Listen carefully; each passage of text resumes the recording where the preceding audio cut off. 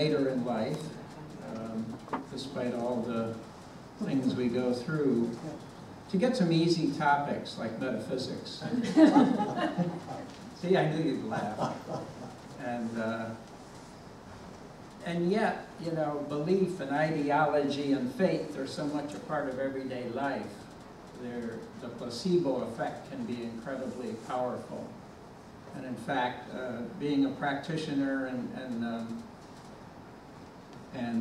having had homeopathy for like about 40 years, there's this incredible placebo effect going on according to studies in Australia and England, because homeopathy does not work.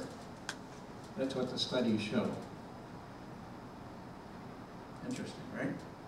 But we want to keep metaphysics, I picked those colors on purpose, and we want to keep metaphysics at bay, and also a little bit off the coast, kind of struggling in the currents out there. And that's what this topic is about.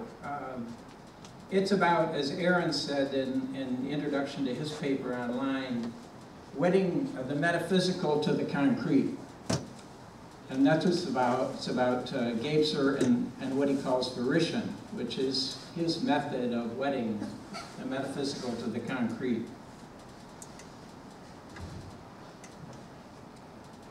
So, you know, just put that go down. Forward arrow.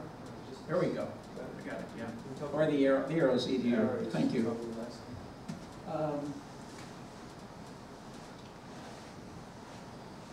So the skeptic part, that's what this slide is about. I'm not going to go into a lot of that, that's in the paper, but I went back and forth between cynic and skeptic.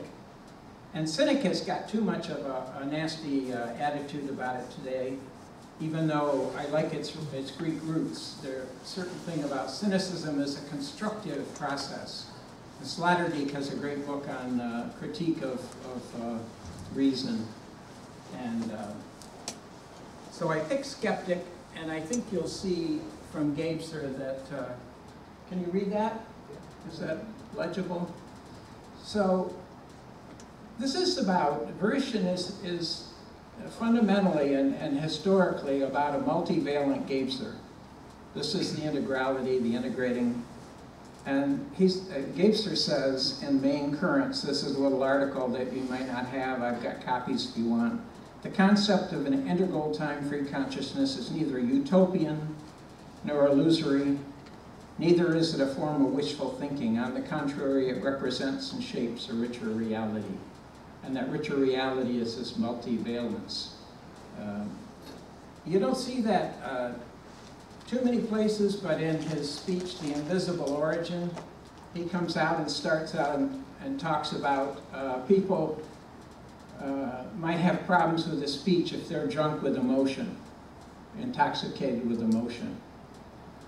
Gebser was a very serious man, and he took it all very seriously. And so what he has to say is, I think, a very integral skepticism.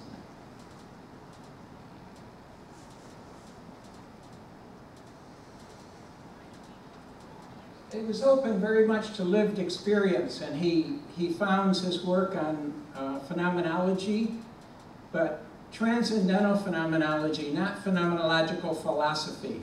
It's not philosophy. The parts of Husserl that he liked were those that he calls etiology. This openness to lived experience. For things to reveal themselves to us, we need to be ready to abandon our views about them. That's skepticism. There's nothing negative about it. It's, as you'll see with Gebser's notion of volition, it's quite different. So the way of presentation today, what is metaphysics? The experience plus the method, and it requires both. But we're going to put method in quotes here because we're talking about different kinds of method, so to say, different ways. We want to talk about how does metaphysics concern Gebser, its Greek origins. It's not about ontology, but it's grounded, it's wedded to the concrete.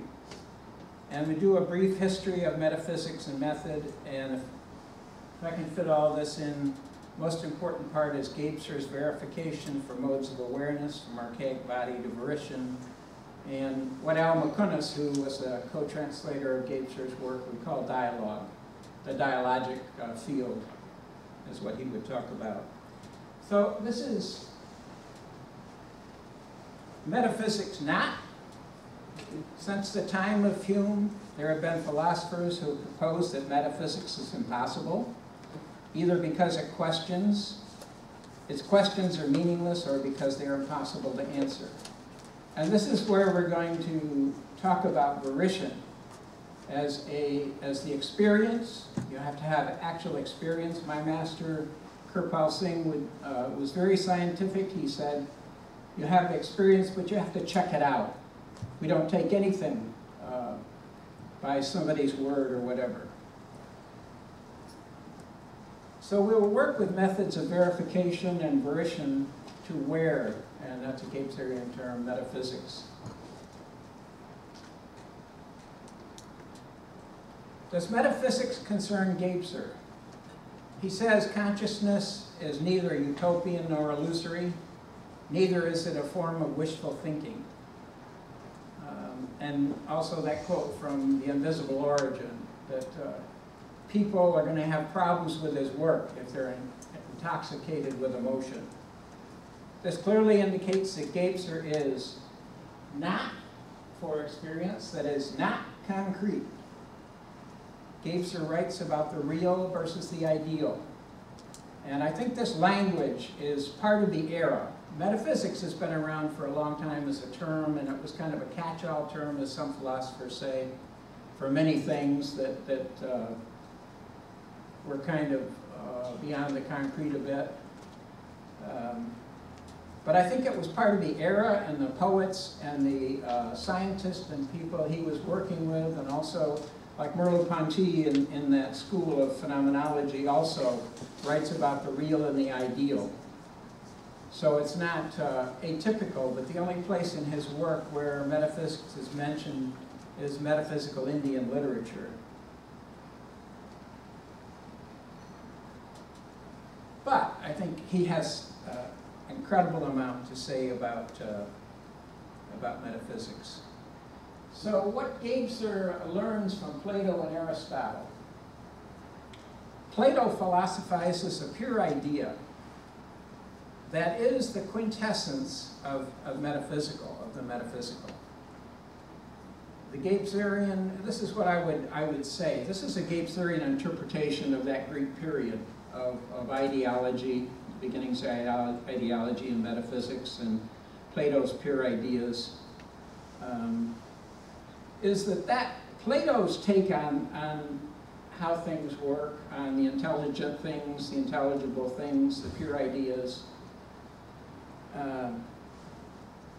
Plato's take was a deficient mental. And what he creates is this radical split between the concrete and the pure idea.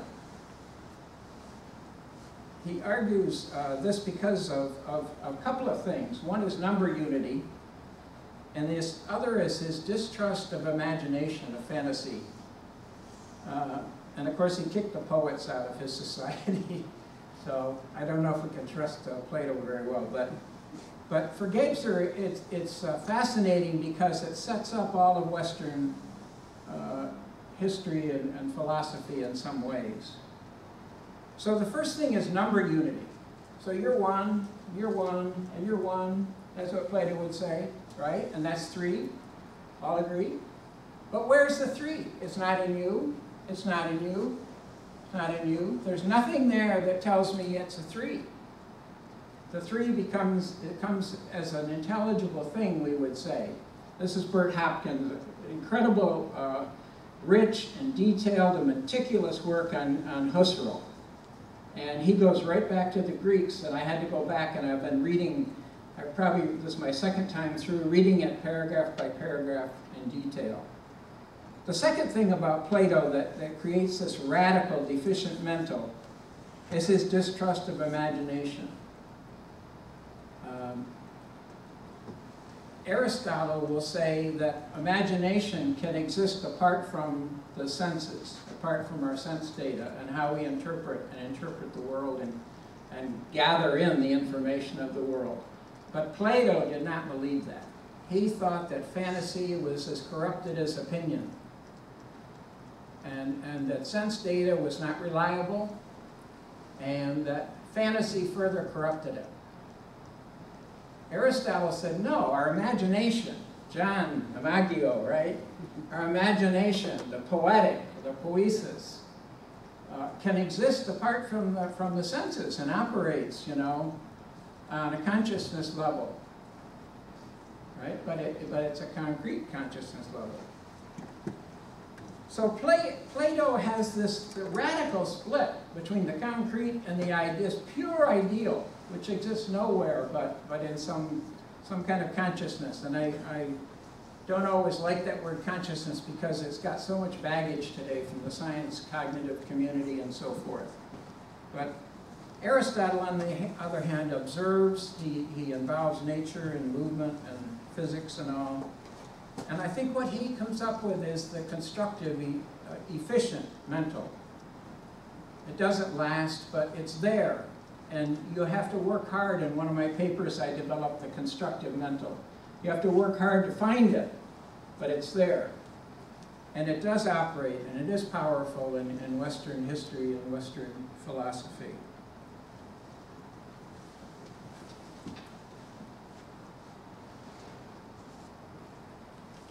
So a little historical development here. Really, I think one of the most interesting statements about metaphysics comes from Kant. And let me say as a side light here that I'm not going to deal with ideology. That really gets too murky. So I'm going to stick with metaphysics. But the best work done, I think, in dealing with ideology is from the law, the field of law. They really have had to deal with ideology and work with it. And there's some really good models there for dealing with it. An ideology had begun not as like a correlate of metaphysics, but ideology began as kind of like a theory. It was like the beginning of theory, of ideas, right? And it didn't have that metaphysical bent to it. So Kant says that in the moral field, what is not grounded in like consensus, in social consensus, is metaphysics. And in the general field of philosophy, what cannot be validated by experience plus some method. If you don't have a verifiable experience plus a method to test it, then it's metaphysics.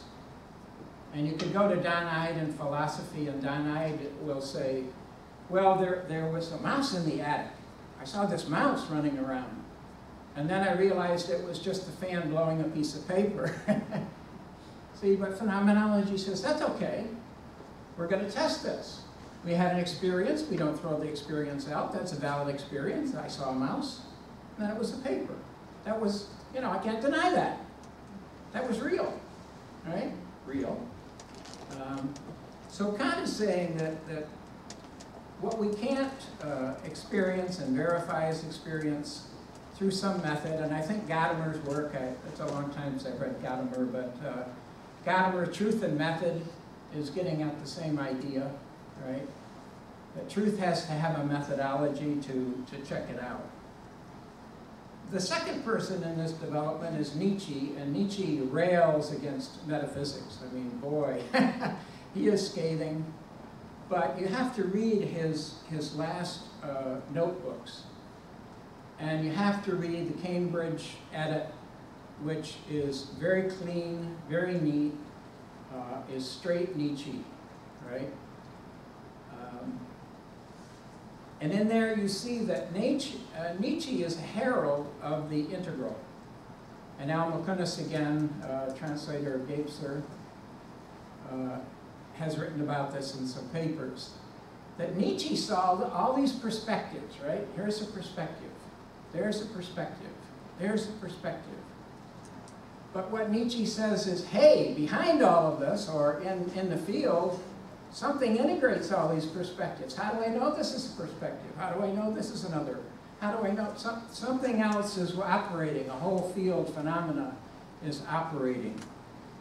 So Nietzsche is a herald of integrality of what Gebser's doing. Gebser has some references to Nietzsche, but I don't think he had these good translations in Nietzsche's late notebooks. And Nietzsche never intended to publish The Will to Power. There's a lot of misunderstanding. It wasn't about power. The best translation is A Will to Living, and as you see his work progress in the late years, it was a will to living. He was trying to do philosophy for all of life. And it wasn't about power at all, although it got incredibly distorted. So he surpasses perspectivity, which really begins with that transformation in Greek times from a mythic world of tales to a rational world of perspectives. Perspectivity, limits of perspectives, is really, those are two of the reigning metaphors of the mental rational. So then we get to ideology, which is really, as I said, transcendental phenomenology, not phenomenological philosophy. A lot of people don't understand phenomenology. They have all kinds of, again, like Nietzsche, they have all kinds of ideas that aren't grounded. You go and read the work and you find that Husserl, as Gebser says, is really doing an ideology. He's doing an integral work, because we're not talking about philosophy anymore. It's not about knowledge, love of knowledge. We're in a different world now. So one of the things I think of Husserl is that he constantly goes back and looks for his presuppositions. Everything that's presupposed has to go. The subject, the object, you name it. Later he brings in bracketing, and I think it's just to cure the skeptics, and to give them some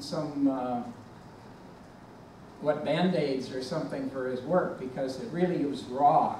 I mean, it opens up experience to what is this living experience, this living present that it's available to us without any metaphysics, without any labeling of ontology. Oh, there's being. And Husserl says, no, there's no being. There's experience, lived experience. And Merleau-Ponty, I did my doctoral thesis on the same thing. And he brings the body in. The body was already there in Husserl. Read Betsy Benke, who was with this organization for many years. She's done great work on the body.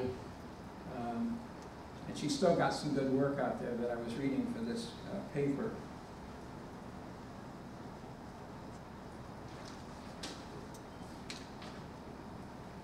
So we're getting now to the hot stuff. Gebser's verification. We could put Parisian in there. So each mode of awareness, from archaic, magic, mythic, mental, Parisian, each mode of awareness has an experience, a mode of experience, and a mode of verification. So we can begin with the archaic body. I don't know about all of you, but my body is cosmic. I mean it literally. I am bogged down with the moisture here. I mean, my body just is saturated. And you have to know that my hometown, and I moved there on purpose, is Albuquerque, New Mexico. I love the dryness. I love the pristine sunshine, the clear skies. We don't get them all the time, but 300 days a year is pretty good. My body is cosmic.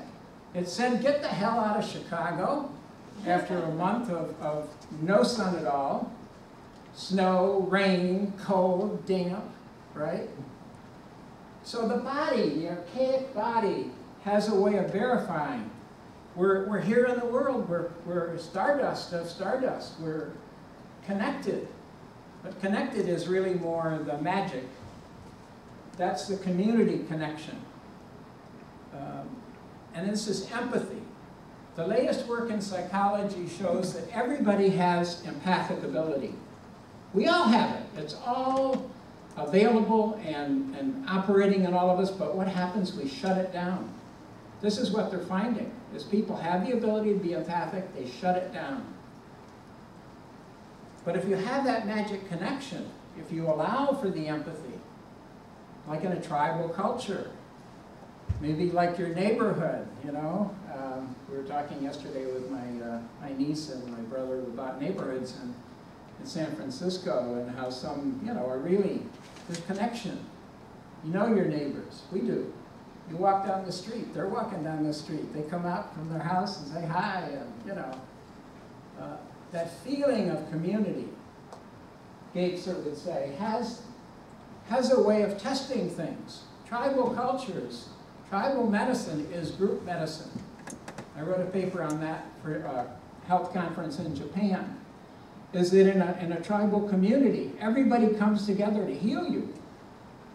You don't do it alone. You don't lay in a room by yourself, in a sterile room, in a cold room, in a hospital, away from everybody.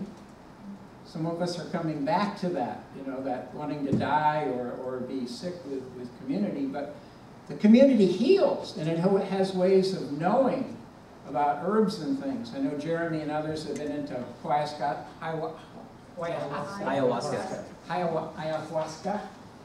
And one book by a Swiss scientist I read said that helped the natives in South America to know what herbs to use. He said, you know, certain herbs, like preparation of some of these herbs and potions and things, could take years to figure out because they're so complex. The boiling for a certain length of time, cooling down, you know, processing. All of that comes if you're connected in the community, in the tribe, with nature, right? Not apart from it. The mythic, I added this, and you'll see it in a minute, creativity, because this was missing, and you'll see why it's missing. But one of the biggest revelations in the last year or so was reading a book by Alfred P. Lord called The Singer of Tales. And Alfred P. Lord drew on research, historic research, and I think it was too late for Gebser to include, but he should have. He would have, I'm sure, if he knew of it. Because The Singer of Tales is about real oral, illiterate culture. And these were people, there were some left in the Eastern European countries in the early 19th century, and there were studies done of them. But once Lord had analyzed those purely oral traditions, right, he could go back to the Iliad and the Odyssey and other documents we have now, we could say, and show that those were also oral traditions. But the most interesting thing here is that we think of today singing a song or telling a story, and it's got to be practiced, and it's got to be perfect and fit a time slot. And you know, if you're doing classical music and you miss a note or you slightly vibrato it or something, audience, oh, you know, these certain people, you missed it, you blew it, you know. But Lord finds that in the oral culture, it was extremely fluid and creative. Every performance, every tale told was an original. Parts would be left out, even major characters. They might, you know, the guy might see that his audience, you know, it was the speaker-audience dynamic, a polarity. Might see that people were yawning or, you know, something, and so he'd throw out something else in, or he'd shorten the story. And it was extremely creative process. Every performance was a creative performance, unique unto itself. And these were people that if they heard a story, they could tell it the next day or two. They needed a certain period of time to process it in their consciousness, but then they could tell it almost, they said they could tell it perfectly. But the people who did the research found that that was something about their awareness, that to them perfection didn't mean you had it down word for word. Every nuance, every vibration was the same. What it meant was, I got the gist of it, right? And so the mythic world, from Lord's sense, the stability is created by imagination, by images and tales. They provide a stability to the culture and to the consciousness. And then we get to the mental, about dialectic and perspectivity. And I say dialectic because that's head-to-head, right? And we can't trust Plato there with dialectic or even dialogue, because those were all contrived. You look at his dialogues, he was making a point, he was arguing, right? And perspectivity, which we talked about, which Nietzsche said, okay, we've got all these perspectives, but something has to integrate them. There's got to be something else going on. And of course that led in Jung's work and in Freud's work. Nietzsche was really tapping into a larger consciousness. I don't want to say subconscious, unconscious, that's a duality, a field of awareness. Finally we get to Gebser's volition, we built up to. And he says, aperspectivity is the volition, the awareing in truth of the whole, right, of everything and all non-things and all experience, and consequently of its spiritual manifestation, diaphanon, I get it? Inasmuch as the whole is perceptible only as transparency. So that we can see. Sorry, that is diaphanon. Okay. I was thinking of a different word. As the whole is perceptible only as transparency, in other words, we can see all the perspectives, and we know they're perspectives, and we have something more. We know there's more of that in the field. Where an origin also containing the entire future is time-free present. To attain this consciously, without abandoning the earlier consciousness structures, is to overcome rationality in favor of irrationality, and to break forth from mentality into diaphaneity.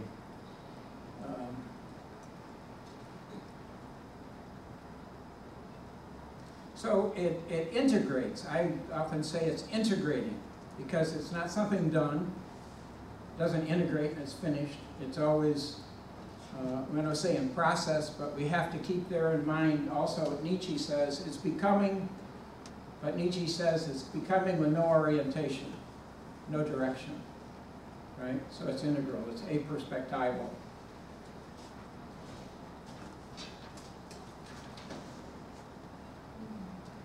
And finally, the invisible volition. And in the, as I said, in the invisible origin, it's kind of a lumbering, kind of wandering talk that he gave, but it's a very a different perspective, right, of Gebser. Going through Gebser very carefully again, and finding everything in correlation with volition to try to see what is this thing that he calls volition. Verification, I think, an integral verification. And this is what I came up with, care and patience.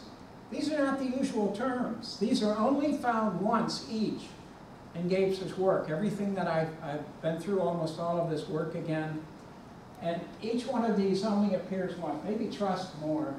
Creativity does not appear in relation to volition, but I think it has to be there, as you'll see in a minute. It's a mythic stability as a polarity.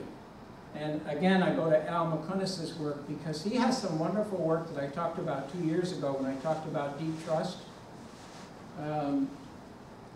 He works with an integral complementarity where the two, the yin and the yang, mesh.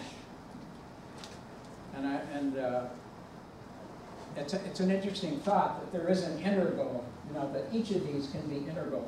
And the final one that just blew my mind, because this is one of my areas of study for, I don't know, 40 or 50 years. I probably have 30 publications in this area.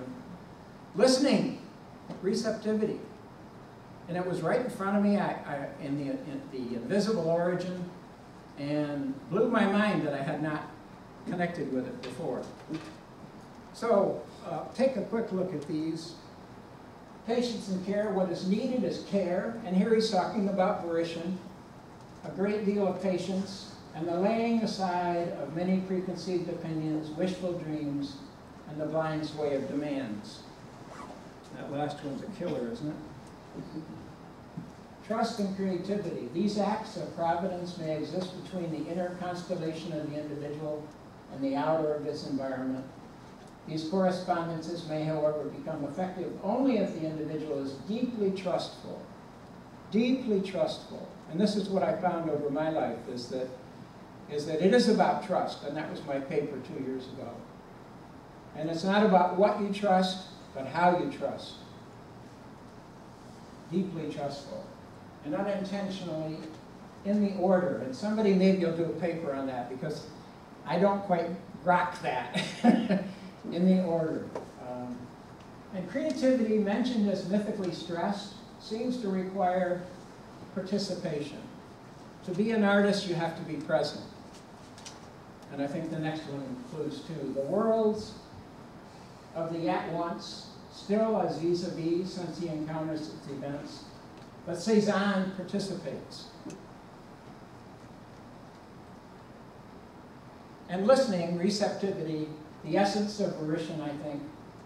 Reason listens, and I haven't connected because so many people are confused about the difference between rationality, that being rational, and being reasonable. And I say, well, you can always be reasonable, and you can have some method, right? Some testing. And it can be in any of the modes of awareness, or all of them integrated. This is derived from Renanen, listening. It is of female gender, as was the goddess Athena, thinking swiftly like an arrow and emanating from the head of Zeus. Her listening is a receiving, so to speak, an enduring hearing, which reflects on the messages listened to.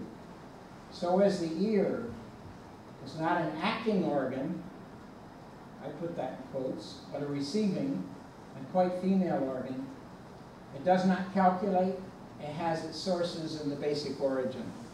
Origin is always present. And finally, this is my reorganization so that you can see why creativity needs to be in there. Archaic is trust. You're connected, cosmically connected. Your body is part and parcel of the world. Magical care. We have to have care to be attuned, to have empathy, and it has to be open. The mythic is the creativity. Gebser says it has a psychic charge. And of course, from the Singer of Tales, we see that creativity was constant. Every act was a creative act. And the mental, I say, is patience.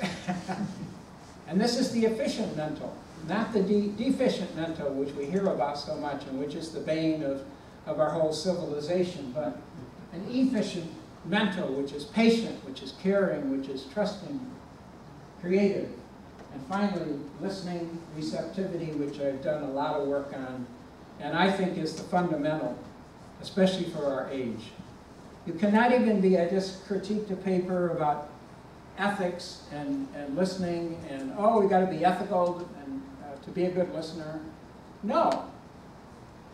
Listening comes first. If you're not listening, you cannot respond. You don't know what you're responding to. You can't be ethical if you haven't listened. You're making all kinds of assumptions. You're in that metaphysical region, somewhere out there. Okay, thank you.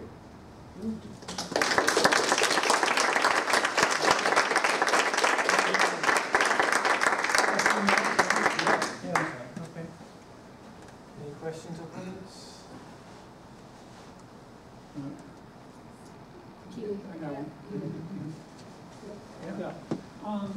You were saying that Plato was deficient mental, or Gebser said that because of his... No, Gebser did not say that. Oh, okay. That's my reading. Okay. Yeah. Oh, because of his distrust of imagination.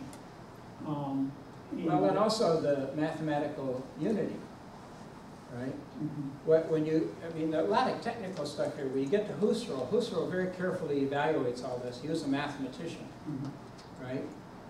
And he said, no, our first experience is of individual things, but also of some kind of aggregation, but not a unity, not an abstract concept yet. That doesn't come until like a second level of awareness. No, no, I definitely see, Plato as mental, but I was just wondering, isn't it characteristic of all mental, deficient or not, is a kind of a distrust of imagination coming from, because it comes from the mythic? Boy, that's an interesting question. I think that degradation of the imagination, distrust of it. I didn't say it at the beginning of my paper, but what I meant to say too was Nietzsche's human, all too human, about belief and faith and all. And yet, what I did say, it's a placebo effect, right? They're so powerful in everyday life, right? And yet we cannot let them rule. I mean, I think most of us would agree that we're a deficient imagination, maybe we could say, right? An efficient imagination would say that's an experience, right? And it can be a creative experience, and probably is. But we need to, if we're going to do something with it, my example here is that I apply different criteria in different parts of my life. I lost about $20,000 on Whole Foods. I have to invest because I have a pension from the state of Illinois. But I lost because I didn't follow I have a set of criteria for stock. And I believe in Whole Foods. So I didn't sell it when it got way up in the stratosphere. And I lost a lot of money. And I don't do that very often because I'm very rigid, right? I have an analytic process I go through for what I buy and what I don't, in a very conservative portfolio. Anyway, so I think we have to watch, where those things come into our life. And I think imagination is great, but there could be a deficient imagination, is maybe what you're saying. What would be an efficient use of imagination in Well, mental? poetry, obviously. So could you say a little more about efficient mental and patience? Well, I think the deficient mental has a perspective, and it goes right down that railroad track, right? And it just plows ahead, and in some ways that's metaphysical too, right? Is this belief in something without testing the assumptions of it, which what Husserl did. He didn't care about science. Science was something, taken into account as part of the world, but there was so much more going on. So the efficient mental is that ability to look at all the perspectives, right? To patiently. And it takes time. I mean, if you're going to, any of us that are scholars know, if you're going to be a good scholar, if you're going to understand something, you have to be patient. You have to be thorough, and sometimes it takes years, right? It takes years to develop thought. Just, publish and perish. I went through that early in my life. Publish and perish. My God, it's disastrous. Does that help? Yes. Okay. Just comment back to Plato, and it just struck me when you put that quote up about Hegel as reason being listening. Certainly, I would personally say that Plato was efficient mental rational myself, because he had the sense that it was a harmonic sense. I mean, coming out of Pythagoreanism, Plato articulated ratio is the basis of harmony. And harmony, at least musically, is something you hear and listen to. The most direct way of hearing harmony is when something is in harmony, you hear it. As soon as it moves out of harmony, you hear the dissonance straight away. And it's just very immediately just something that you hear. And so I think that's an interesting line of inquiry. But also, it suggests, to me, a deeper meaning of ratio. When you think of rationality. Oh, reason. Yeah. Well, ratio as harmony and proportion. I get what you're saying now. Which is very much a Pythagorean and Platonic, but it goes right to the Platonic tradition. Yeah. And I think in an efficient way. Yeah. And it's a different way of understanding ratio, rationality, harmony. that is very applicable to hearing and listening. Yeah, and it makes sense. And, you know, you can have visual harmony, right? And colours can be clash, but it's not as distinct as sound is the most clear and precise form of harmony. Receiving ratios and proportions. Well, it's always interesting with Gebser's work to shift sensorial fields too. And some of you know that in process work or psychological practice and so forth. The other point is sound is a good one. Go ahead. In relation to imagination, I was certainly thinking about Henry Paul, who's explored the imagination as certainly a realm of poiesis.